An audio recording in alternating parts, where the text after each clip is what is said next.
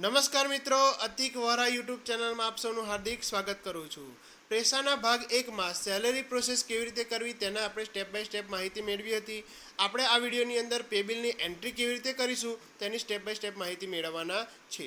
તો સૌપ્રથમ presa.org ને આપણે બ્રાઉઝરમાં ઓપન કરીશું અને પ્રેસા લોગિન લિંક ઓપન કરવાની છે। ત્યારબાદ નીચે મુજબનો ઇન્ટરફેસ ખુલશે, જેમાં આપણે યુઝર નેમ અને પાસવર્ડ નાખી અને સાઇન ઇન કરવાનું છે। ત્યારબાદ આપણને નીચે પ્રકારનો ઇન્ટરફેસ જોવા મળશે, જેમાં આપણે પેમેન્ટ નામના ઓપ્શનમાં જઈશું અને પેમેન્ટ નામના ઓપ્શનની અંદર જતાં આપણને નીચે પ્રકારનો ઇન્ટરફેસ જોવા મળશે, જેમાં આપણે ચોથા નંબરનું બિલ એન્ટ્રી એ ઓપ્શન સિલેક્ટ કરતાં બીજા જુદા જુદા બિલ ખુલશે, જેમાં આપણે બીજા નંબરનું પે બિલ સિલેક્ટ કરવાનું છે। પે બિલ સિલેક્ટ કરતાં આપણને નીચે પ્રકારનો ઇન્ટરફેસ જોવા મળશે, જેમાં આપણે click here to add new record જેના પર ક્લિક કરવાનું છે અને એના પર આપણે ક્લિક કરતા પે બિલ ડિટેલમાં નીચે મુજબનો ઇન્ટરફેસ જોવા મળશે, જેમાં આપણે અલગ અલગ પ્રકારના ઓપ્શનો જોવા મળે છે।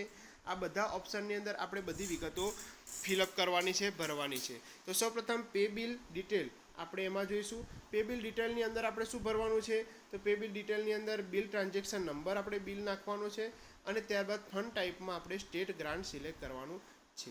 સ્ટેટ ગ્રાન્ટ સિલેક્ટ કરતાં આપણને નીચે જોઈશું, જેમાં બજેટ ઓફ હેડમાં આપણે સિલેક્ટ કરવાનું છે અને આવો ઇન્ટરફેસ નીચે જે જોવાય છે ને એવો ઇન્ટરફેસ ખુલશે બજેટ ઓફ હેડમાં, જેમાં આપણે બજેટ ઓફ હેડ 2202 નાખવાનો છે।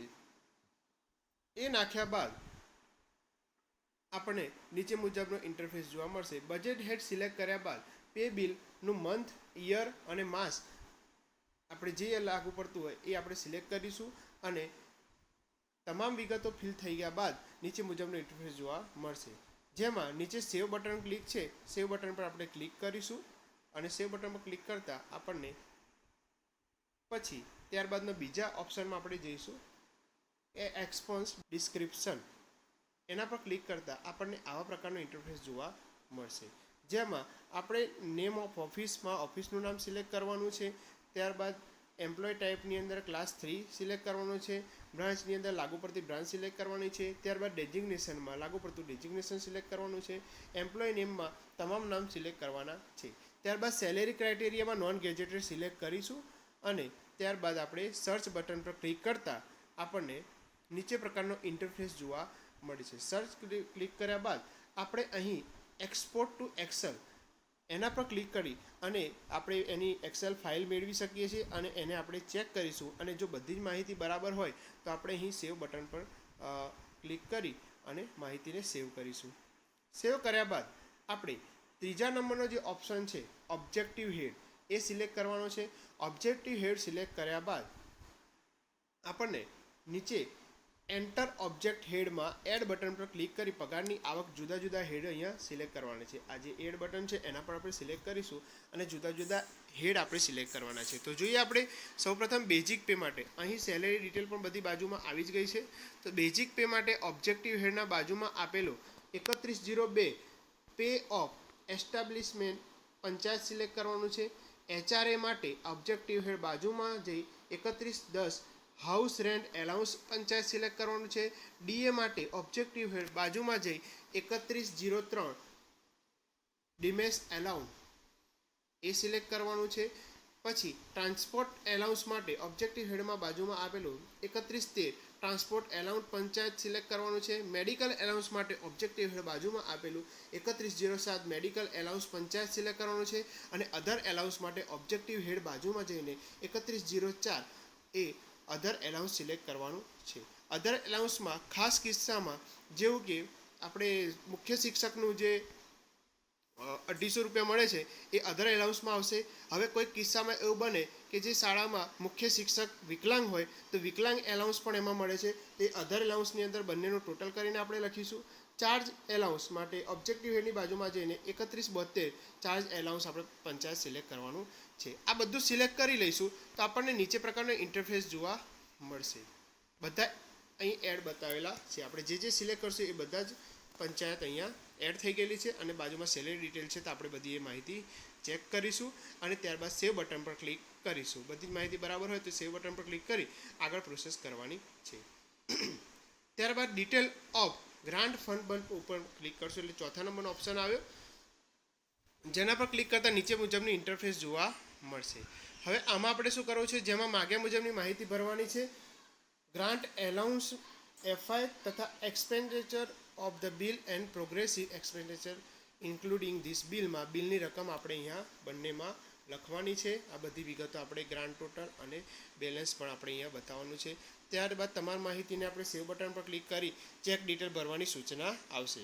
તો અહીં આપણે બધી સેવ માહિતી કરશું તો અહીં ચેક ડિટેલ ભરવાની આપણને સૂચના આવશે અને નીચે પ્રકારનો ઇન્ટરફેસ આપણે ખોલવાનો છે લાસ્ટ. ત્યારબાદ ડોક્યુમેન્ટ પર આપણે જઈશું. ડોક્યુમેન્ટ પર જઈશું તો આપણને નીચે પ્રકારનું જો કોઈ ડોક્યુમેન્ટ હોય તે ડોક્યુમેન્ટ અહીં એડ બટન દ્વારા તમે ડોક્યુમેન્ટ અહીં અપલોડ કરી અને પછી સેવ બટન પર ક્લિક કરી અને લાસ્ટ ચેક લિસ્ટ આપણે ભરવાનું છે. તો ત્યારબાદ ચેકલિસ્ટ બટન પર ક્લિક કરતાં નીચે મુજબની ઇન્ટરફેસ જોવા મળશે, જેમાં તમામ કપાતના ચેકની વિગતો આપણે ભરવાની છે, જેમ કે ઇન્કમ ટેક્સ, સરકારી કપાત અને મંડળીની કપાત. આ તમામ કપાતની વિગતો આપણે આમાં ભરવાની છે અને જે ચેક ડિટેલ આવતી હોય એના પર આપણે ક્લિક કરીશું અને બધી જ વિગતો છે. ચેકના દરેકના અલગ અલગ નંબર શું, જેમ કે સ્ટેટ બેંક ઓફ ઇન્ડિયાના નામનો છે. પછી એવી રીતે જો મંડળીની કપાત હોય તો મંડળીના નામનો, જે તે તાલુકાની મંડળી હોય તે મંડળીના નામનો ચેક આપણે આમાં ભરવાનો છે. અને આ બધું કર્યા બાદ જો બધી વિગતો કમ્પ્લીટ થઈ જાય પછી આપણે સેવ બટન પર ક્લિક કરીશું અને સેવ બટન પર ક્લિક કરતાં આપણને નીચે પ્રકારનું ઇન્ટરફેસ જોવા મળશે.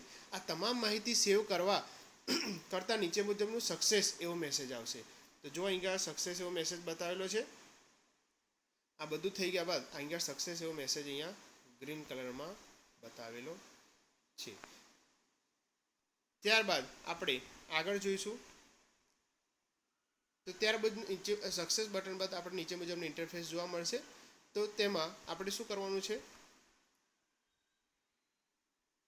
સીવીએની પ્રક્રિયા પૂરી કરવાની. સીવીએ એટલે ક્રિએટર, વેરીફાયર અને એપ્રુવલની પ્રક્રિયા પૂરી કરશું. તો અહીં જે બધા ગ્રીન કલરના ટીક માર્ક આપણે આવા આવી જશે તો આપણે સીવીએની પ્રક્રિયા પૂર્ણ થઈ જશે અને સીવીએની પ્રક્રિયા પૂર્ણ થશે ત્યારબાદ જ બનાવેલ બિલ આપણને લાગુ પડતી હિસાબી શાખામાં જોવા મળશે.